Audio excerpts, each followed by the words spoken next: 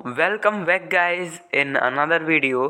तो गाइस आज की इस वीडियो में हम आपको कक्षा 10वीं का जो राष्ट्रीय उपलब्धि सर्वेक्षण टेस्ट है यानी कि NAS उसका गाइस जो थर्ड प्रैक्टिस टेस्ट है यानी कि प्रैक्टिस पेपर तृतीय है। ओके गाइस, उसका विज्ञान का जो हमने पार्ट 1 का 26 क्वेश्चन के आंसर थे उसका पूरा एक्सप्लेनेशन के साथ मतलब पूरा समझाते हुए हमने आपको 26 आंसर कवर कर दिए थे।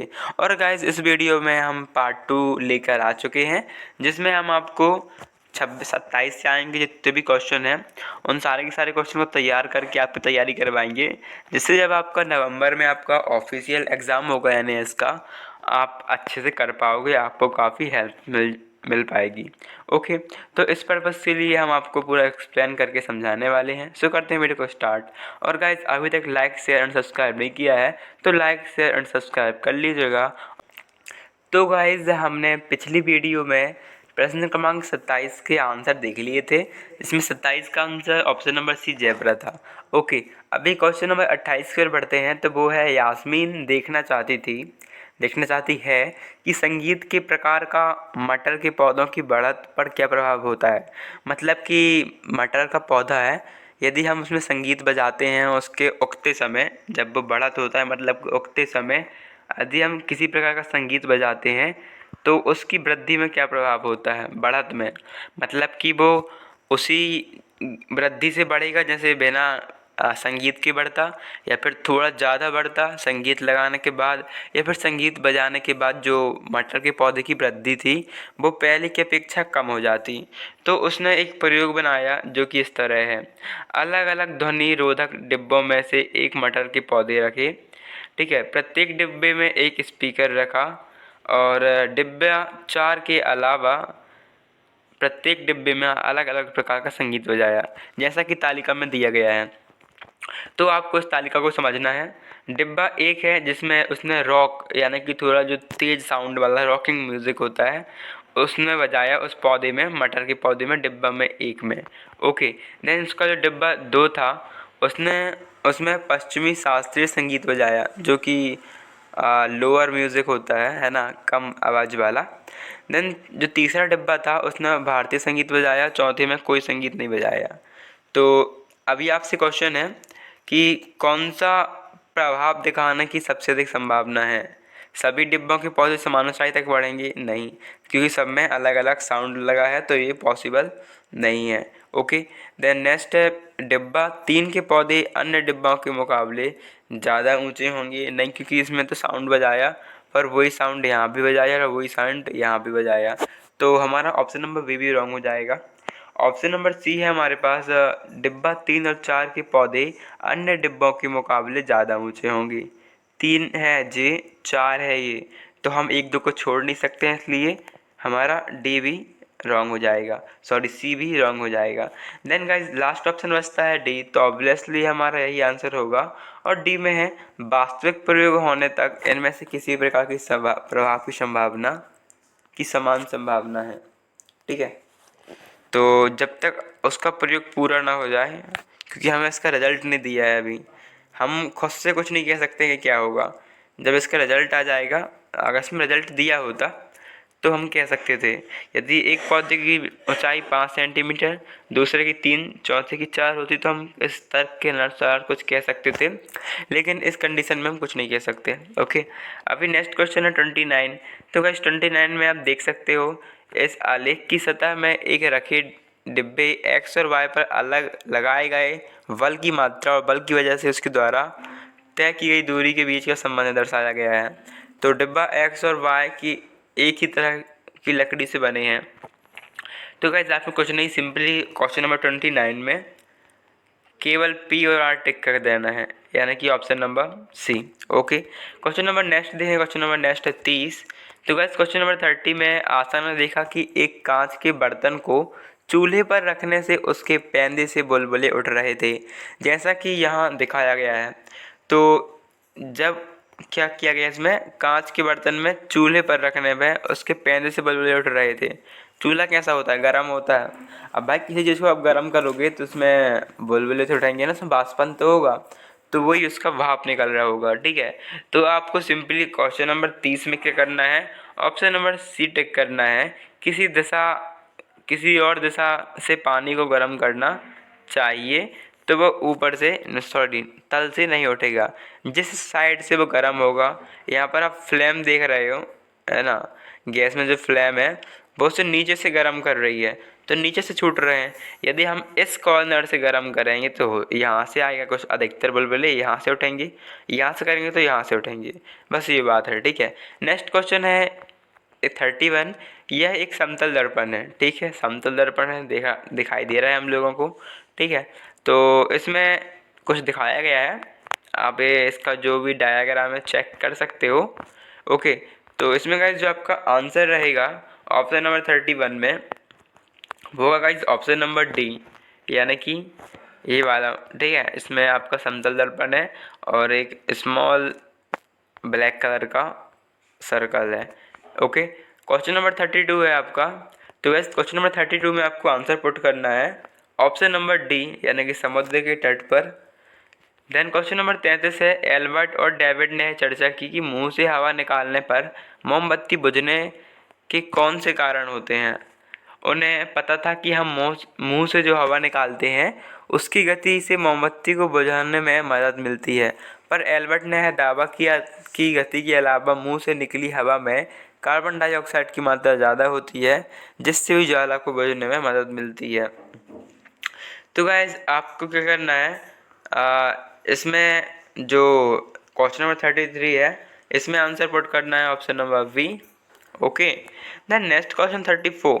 तो 34 में कैसे आपको आंसर लगाना है बी, क्योंकि इसमें क्वेश्चन है कोशिका में राइबोसोम अंगक के निकलने पर क्या परिणाम होगा। तो प्रोटीन का निर्माण रुक जाएगा यदि हम राइबोसोम को निकाल लें, क्योंकि राइबोसोम को ही प्रोटीन की फैक्ट्री कहा जाता है। देन गाइस नेक्स्ट क्वेश्चन है, एक सुबह यश ने देखा कि उसके घर के सामने की गली और मुख्य सड़क बारिश से पूरी तरह गीली थी। 1 घंटे बाद उसने देखा कि मुख्य सड़क सूख गई थी, पर उसके घर के सामने वाली छोटी गली अब भी गीली थी। यश जहाँ रहता है ऊपर से उस जगह का दृश्य दिखाया गया है। तो गाइज ये है आपके सामने यश के घर का दृश्य। ओके, तो आप देख सकते हो गाइज यहाँ पर जो इसकी मुख्य सड़क है जहाँ पर पानी सूख चुका होता है, वहाँ पर आप देख सकते हो काफ़ी दूरी में पेड़ लगे हुए हैं। ओके, और इसका जो यश का घर है यहाँ पर उसकी छोटी जो गली है वहाँ पर काफ़ी मतलब कम गैप दिया गया है पेड़ों के बीच। तो यहाँ पर ऑप्शन देखते हैं हम, यश ने देखा उस बात का वर्णन करें, यानी कि छोटी गली में छोटी गली अभी भी गीली है। तो इसलिए गीली होगी क्योंकि पेड़ों की छाया के कारण मुख्य सड़क और गली की बासपन में दर अलग थी। यहाँ पर पेड़ ज़्यादा थे, पेड़ कम थे, जगह ज़्यादा थी, तो जो धूप है उसने इजीली सूख लिया और बाष्पन जल्दी हुआ। यहाँ पर पेड़ों के कारण छाया बनी रही और बाष्पन जल्दी नहीं हुआ। ओके, क्वेश्चन नंबर 36 की ओर बढ़ें। तो हृदय के ऑपरेशन के दौरान हृदय से मस्तिष्क को संदेश पहुँचाने वाली तंत्रिकाओं की आपूर्ति कट जाने के बाद भी मानव हृदय स्पंदन करता रहता है। मतलब कि मेरुरज्जु जो होता है वो ऑपरेशन के टाइम में बंद कर दिया जाता है, जो हमारी रीढ़ की हड्डी होती है वहाँ पर से स्पाइनल कॉर्ड से जुड़ा होता है, ठीक है। तो उसे गाइस उसके बंद होने के बाद भी जो मानव का हृदय है वो धड़कता रहता है। तो इसका कारण क्या है? तो गाइस इसका कारण सिंपल है, मानव हृदय मायोजेनिक हृदय है जिसका स्वयं का पेसमेकर होता है। मतलब वो बॉडी के किसी और पार्ट पर डिपेंड नहीं होता है, वो स्वयं से सारे कार्य करता है। इसलिए यदि हम किसी सेकेंड पार्ट को बंद कर दें तो उसकी गति में कोई भी रुकावट नहीं आएगी। ओके, क्वेश्चन नंबर नेक्स्ट है 37। एक परमाणु के लिए निम्नलिखित में से कौन सा कथन सत्य नहीं है? तो गाइस 37 में जो आपका आंसर है वो है डी, क्योंकि परमाणु बड़ी संख्या में परस्पर जुड़कर पदार्थ का निर्माण करते हैं, यह कथन सत्य नहीं है, ठीक है। नेक्स्ट क्वेश्चन है 38। आवर्त सारणी की आवर्त में बाएं से दाएं जाने पर समानता परमाणु का आकार। तो आपका साइंस के बुक का क्वेश्चन ही है, क्या होता है? परमाणु का आकार घटता है कब? जब हम बाएं से दाएं की ओर जाते हैं। देन गाइस नेक्स्ट क्वेश्चन है, पेंटेन C5H12 के अनुसूत्र में कितने बंद होते हैं? तो गाइस पेंटेन में जो होता है 39 वाले क्वेश्चन, इसमें गाइस 16 सहसंयोजक बंद होते हैं, ठीक है। क्वेश्चन नंबर 40 है आपका, क्या होता जब एक अम्ल को एक क्षार में मिलाया जाता? तो आपने पढ़ा होगा अम्ल क्षार और लवण में, जब हम एक अम्ल को एक क्षार में मिलाते हैं तो क्या होता है। सो गाइज आपको सिंपली टिक करना है ऑप्शन नंबर डी, लवण का निर्माण होता है। गाइज कई बार यहाँ पर जब बराबर होगा तो उसका उदासीनीकरण अभिक्रिया होती है ना, पर यहाँ पर क्या होगा, लवण का निर्माण होगा, ओनली लवण का निर्माण। देन सावन के अणु में होते हैं, तो गाइस सावन के अणु में होता है 41 में आंसर है आपका ए, जल रागी शीर्ष तथा जल विरागी पूंछ। 42 में बढ़े तो एक विद्यार्थी के हाथ पर दुर्घटना व सांद्र अम्ल की कुछ बूंदें गिर जाती हैं, उसे क्या करना चाहिए। तो गाइज उसे करना चाहिए ये कि वो हाथ को जल से अधिक मात्रा से धोए तथा सोडियम हाइड्रोजन कार्बोनेट का पेस्ट लगाए, यानी कि बी ऑप्शन टिक करना है। देन निम्नलिखित में से नाइट्रोजन किन जैव अणुओं में पाया जाता है। तो गाइज उपरोक्त सभी में पाया जाता है, यानी कि प्रोटीन में भी, डीएनए में भी और आरएनए में भी। 44 है इंसुलिन मानव शरीर में किस अंग द्वारा स्रावित होता है। तो अग्नाशय द्वारा जो इंसुलिन है वो स्रावित होता है।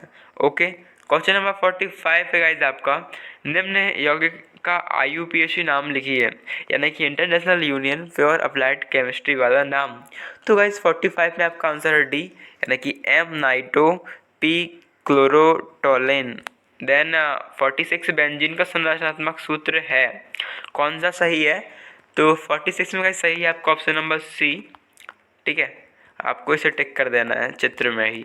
47 की ओर बढ़ा, तो 47 में आपका जो आंसर आएगा वो हो जाएगा पित्त रस में। बिलिरुबिन किस में पाया जाता है, तो पित्त रस में। क्वेश्चन नंबर 48 संकटकालीन हार्मोन किसे कहते हैं। तो जो आपका वैसोप्रेस्पिन है ना, वैसोप्रेस्पिन, इसे का संकटकालीन हार्मोन के नाम से जाना जाता है। 49 है कौन सा समजात अंगों का उदाहरण है। तो हमारे हाथ और कुत्ते के अग्रपद। देन निम्नलिखित में से कौन सा पेशी ऊतक का प्रकार है। तो आपका जो उपरोक्त सभी हैं, रेखित अरेखित हृदय, सब के सब पेशी ऊतक हैं। वे जंतु जो सीधे सीधे जन्म देते हैं क्या कहलाते हैं, तो वो कहलाते हैं गाइज, सिंपल है, आपको बिल्कुल नॉर्मल आंसर देना है यार इसका, जरायुज जंतु। देन 52 है किसकी उपस्थिति के कारण एक पादप कोशिका जंतु कोशिका से भिन्न होती है। मतलब ऐसी क्या चीज़ होती है जो पादप कोशिका में तो होती है लेकिन जंतु कोशिका में नहीं होती है। तो गाइज 52 में आपका आंसर हो जाएगा क्या, डी, कोशिका भित्ति। देन 53 चालक तार को खींचकर दुगना लंबा कर दिया जाता है तो चालक का प्रतिरोध हो जाएगा, क्या हो जाएगा, वो हो जाएगा गाइज 4 गुना, ठीक है। देन 54 अपवर्तन की घटना में यदि आपतन कोण अपवर्तन कोण से बड़ा है तो संभवतः प्रकाश की किरण प्रवास कर रही है, तो वो जल से कांच में। देन क्रिया एवं प्रतिक्रिया बल कार्य करते हैं तो अलग अलग वस्तुओं पर विपरीत दिशा में। एक छात्र घर से स्कूल के लिए निकलता है जो कि घर से 3 किलोमीटर दूर है। स्कूल समाप्त होने पर घर वापस लौट जाता है, छात्र का विस्थापन होगा, तो क्या होगा गाइस, वो वहीं गया और वहीं पर फिर वापस आ गया, यानी कि क्या हो रहा है यहाँ पर हो रहा है गाइस 0 किलोमीटर का विस्थापन। क्योंकि यदि बंदा यहाँ पर है, एक इसी पॉइंट पे है और यहाँ पर गया तो उसका विस्थापन कुछ 10 मीटर रहा होगा, 1 किलोमीटर रहा होगा, ठीक है। लेकिन वापस वो वही बिंदु पर आ गया जिससे वो गया था, तो उसका विस्थापन 1 किलोमीटर और 1 किलोमीटर माइनस हो जाता है, तो कितना जाता है, 0 आंसर, ठीक है। अभी नेक्स्ट है 58, तो 58 में गाइस आपको सिंपली आंसर टिक कर लेना है, वो है ऑप्शन नंबर सी, यानी दोनों पर समान बल। देन 59 की ओर बढ़ना, तो 59 में गाइस आपका आंसर टिक करना है बी, यानी कि पहले से चौथाई, यानी कि पहले जितना भी था उसको 4 गुना आपको करना होगा, दैट्स वाई इट इज चौथाई। देन 60 क्वेश्चन है 60वां, निम्नलिखित में से किस क्रियाकलाप में कार्य हो रहा है। तो आपका कार्य आप पढ़ के समझ सकते हो है ना, किस में कार्य हो रहा है, तो ब्रेक लगाने पर कार का रुकना।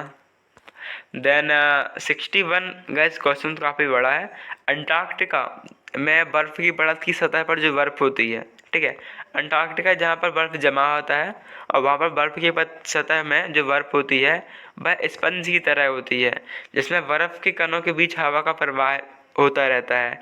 इसके ऊपर जब ज़्यादा बर्फ़ जमने लगती है तब नीचे की बर्फ़ परतों की तरह जम जाती है और इनमें हवा के बुलबुले कैद हो जाते हैं। बर्फ़ की परत की गहराई परत की आयु के अनुरूप होती है। नीचे की परतों से हवा के बुलबुलों का विश्लेषण करके भूतकाल की वायु में विभिन्न गैसों के अनुपात की जानकारी मिलती है। तो इसमें कौन सी चीज़ पर तापमान पर भी प्रभाव नहीं पड़ना चाहिए? तो आपको 61 में गाइस आंसर टिक करना है सी वाला, यानी कि गैसों का संगठन। 1 यूनिट विद्युत ऊर्जा व्यय होती है।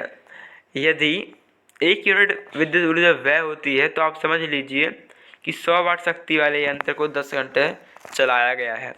ठीक है, 63 में आपको आंसर टिक करना है ए, क्योंकि सरल रेखीय गति गुरुत्व के अधीन होती है। ठीक है, 64 जो है दो तंत्रिका कोशिका या दो न्यूरॉन कोशिका का संगम स्थल कहलाता है, तो वो कहलाता है गाइस आपका सिनेपस। ओके, 65 निम्नलिखित में से मानव नेत्र का कौन सा भाग कौन से हैं, है ना? तो उपरोक्त सभी ही मानव नेत्र के भाग हैं, यदि आपने पढ़ा होगा तो। देन 66 में गाइस आंसर देखें तो आप 66 का सीधे आंसर देख लो। 66 में गाइस आपको आंसर टिक करना ऑप्शन नंबर बी, केवल पी और क्यू। देन 67 जो है 67 में गाइस आपको आंसर पिक करना है वी, यानी कि बत्ती की चौड़ाई को बढ़ाया गया। 68 जो है गाइस 68 में आपका आंसर है ऑप्शन नंबर सी, यानी कि बाजार जनजाति वाले एक मरुस्थल में। ओके गाइस, अभी लास्ट क्वेश्चन, सॉरी ये क्वेश्चन और बचेगा, क्यों? आपका 69 क्वेश्चन है, उसमें आपका आंसर टिक करना है चित्र में ही ऑप्शन नंबर ए, यानी कि नीली और लाल। ठीक है, अभी गाइस आपका लास्ट क्वेश्चन है वो है 70, तो आपको 70 वाले क्वेश्चन में टिक करना है चित्र में ही, वो है गाइस आपका 70 का ऑप्शन नंबर डी, यानी कि घोंसला, रुकावट और खाना। ठीक है, और गाइस यदि आपको वीडियो अच्छी लगती है तो लाइक शेयर एंड सब्सक्राइब जरूर कीजिएगा। वीडियो को लाइक करके अपने सारे के सारे फ्रेंड के साथ वीडियो को शेयर कर देना, जिससे काफ़ी हेल्प मिलती है हम लोगों को। और गाइस क्या कहते हैं, हम आपकी तैयारी स्प्रेड करवाते रहते हैं। अभी एनएस के बाकी के पार्ट भी हमने अपलोड कर दिए हैं, उनकी लिंक हम आपको दे देंगे डिस्क्रिप्शन पे, तो वहाँ से आप उनको भी चेक कर सकते हो। So thanks for watching guys and keep supporting us.